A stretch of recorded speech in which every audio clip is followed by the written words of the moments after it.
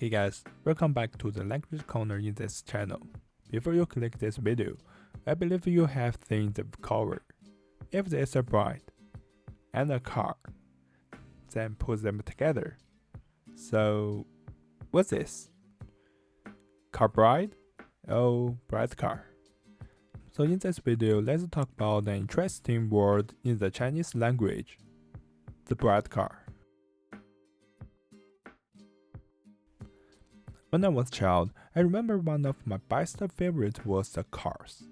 When I saw them running down the street, I just had an amazing feeling appearing in my heart. Besides those family cars, when I saw the Formula 1 or WRC car running on the track, I also can feel that speed and excitement from them. I think if there will be an opportunity in the future, maybe we can use a series of videos to talk about some stories of cars. But now, let's come back to continue today's video. Among all those cars, there is a word that I remembered very fresh in my memories in my childhood. That is a Bread+Car. In Chinese is 面包车. Although mostly this is a word from the Chinese mainland. Actually, the other Chinese speakers from Malaysia, Singapore, Taiwan, etc.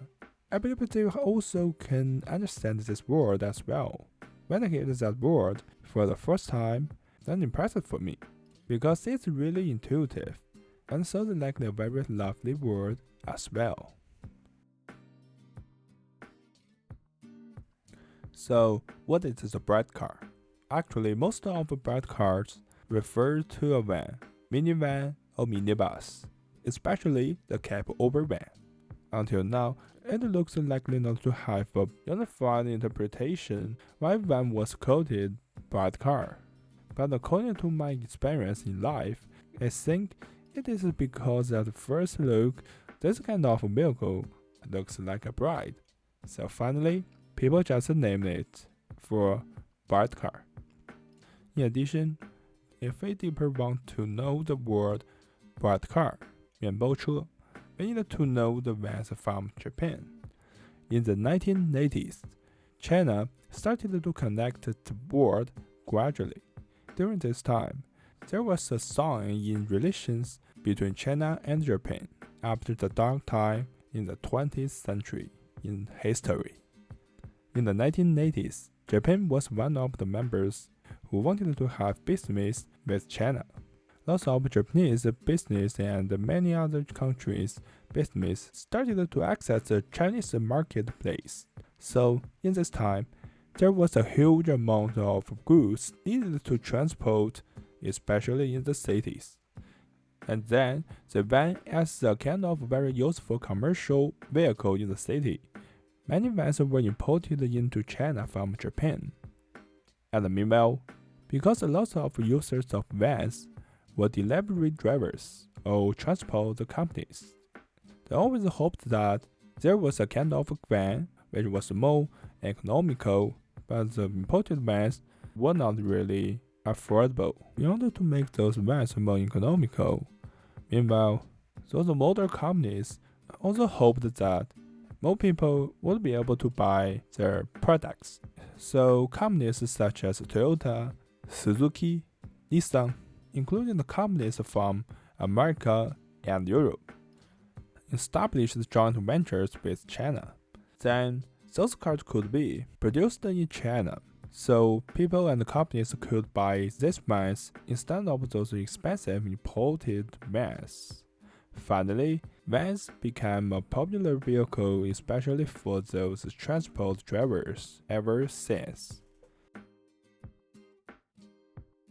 Japanese vans are not the only one kind of vans into the Chinese market, but it is the most impressive kind of van in the history of a Bread+Car, just like this. The Jinbei van, Jinbei Haishi. Its archetype is the famous Toyota van, Hiace, and also is a licensed rebadged Toyota Hiace, with the first Jinbei Haishi based on the first generation Toyota Hiace. Meanwhile, Till the Highs also was imported in China, but its price was far higher than the Chinese domestic version Hiace, 金杯海狮. So, as a kind of commercial vehicle, the most common one running on the road is a domestic 金杯. I remember when I was a child that 金杯 is one of the commonest cars models on the road. Now, 金杯vans was less than before, but still can say many of those vans can run on the road as a transport jobs vehicle. Besides 金杯, there is another amazing van on the road, which is 50宏光. This is a cheap and practical and trustworthy view. Even Richard Hammond mentioned this car in Conversation Street in the Grand Tour. Before, I always thought of the Bread+Car. The van is just a commercial car or a tool for a job. But recently, after watching some camping video on YouTube, I found that I need to start to change my mind. In these videos, I felt nature, fire, cooking salt. All those things make people feel peace in their heart. Among this kind of ASMR camping videos, the van has become a lifestyle and a moving sweet home. This van isn't a real RV, but after modifying the van, it has another feeling, and also can have corresponding camping functions. Meanwhile, doing modifying by their own hand, the van also injected the passion for the life of the van's owners, and the van also became a member of the family.